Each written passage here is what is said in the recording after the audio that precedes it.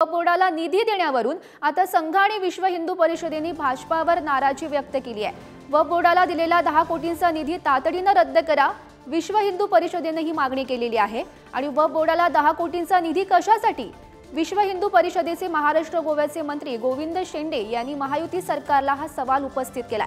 तर वक्फ बोर्डाला निधी देण्यामागे सरकारची मजबुरी काय, असा सवाल विश्व हिंदू परिषदेकडून उपस्थित करण्यात आला।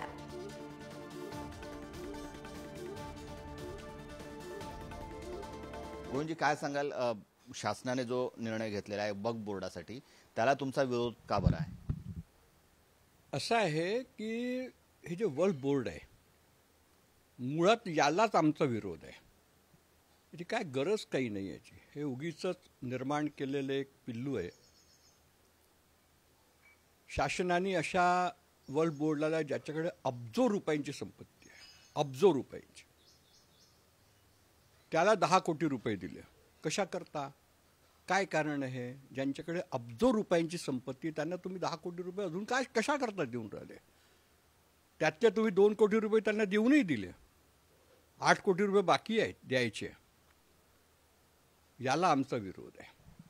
आता लोकसभा निवडणुकीमध्ये जे काही निकाल लागले त्याचा काही हा परिणाम वाटतो का की जे सरकार आहे त्या जे कमी जागा मिळालेल्या आहेत त्या कुठेतरी भरून निघाव्या पुढील निवडणुकीमध्ये, त्याच्यामुळे सरकारने असा निर्णय घेतलेला आहे? तुष्टीकरण आहेच, यालाच तुष्टीकरण म्हणत असतात।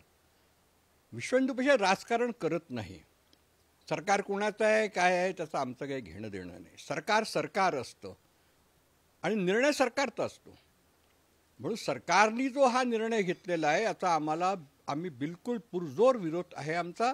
विरोधासाठी आता फक्त केवळ निषेध करणार की काय पावलं उचल?